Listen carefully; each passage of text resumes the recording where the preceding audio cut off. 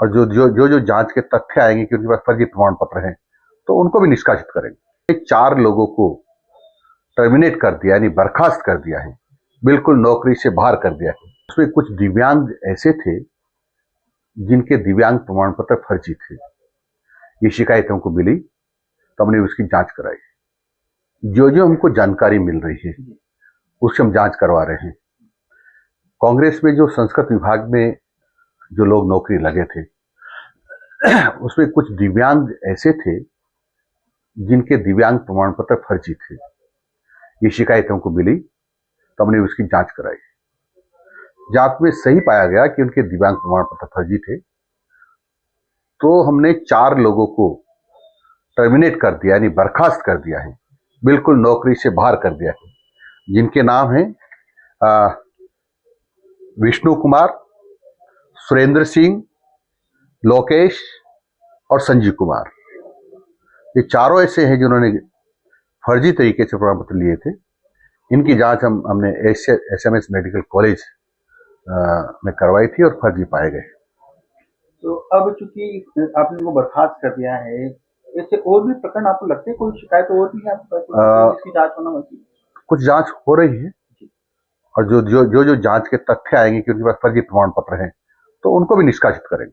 मंत्री जी, दूसरा, आपने पंचायत राज विभाग में आपकी जिम्मेदारी में है, आपने हाल ही में डायरेक्शन दिया है कि जो विदेशी बबूल है अपने ये जो जूही फ्लोरा, हाँ जूही फ्लोरा है भी कहते हैं उसको, विलायती बम्बूल भी कहते हैं।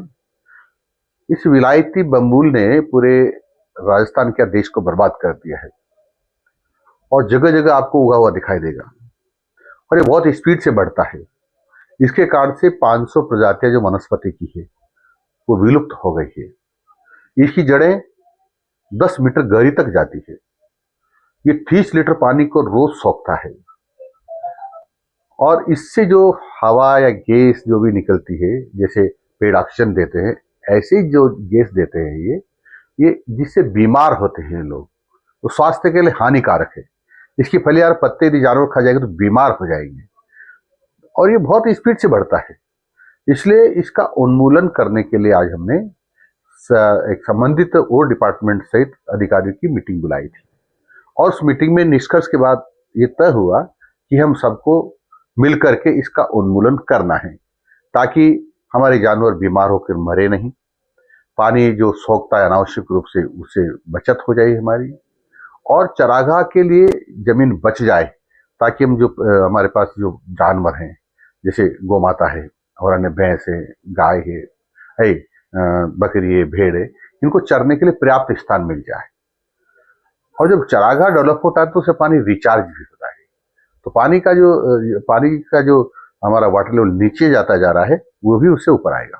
तो विदेशी बम्बूल हटाने के लिए जड़ से उसको खत्म करना है, उसके लिए कोई डायरेक्शन और कुछ, क्योंकि ये काम हमने इस पर विचार हो गया हमारा। कुछ संस्थाएं ऐसी हैं जो इस पर काम करने वाली हैं, वो आ रही हैं और उनको भी हम कह रहे हैं और तो वो उस पर काम करेंगे। तो हमने उनको कह दिया कि एक बार एक एक जिला चुन लें, उस पर हमको काम करने की आपको अनुमति दे देंगे। मंत्री जी, क्योंकि इस बार प्रदेश में जो बरसात है, मानसून है, काफी अच्छा रहा। अभी तक काफी ज्यादा ऐसे इलाके रहे जहां पर अधिक बरसात हुई है, बाढ़ की स्थिति अभी कई जगह बनी हुई है। क्योंकि आप शिक्षा मंत्री भी है, ऐसे स्कूलों का आपने शुरुआत में चिन्हित करा था जब एक हादसा हुआ था, उस दिशा में कुछ ऐसे नया कोई काम जहां आपको ऐसा लगा हो कि बहुत ज्यादा जर्जर अवस्था में उनको खाली करवाकर दूसरी जगह बनवाने का? देखो, हमने निर्देश दिए हैं कि जो ऐसे जर्जर है और जिसमें नुकसान होने की संभावना है उनमें अपने बच्चों को नहीं बिठाएं, कोई अल्टरनेटिव व्यवस्था करें, और जो अल्टरनेटिव व्यवस्था नहीं भी होती है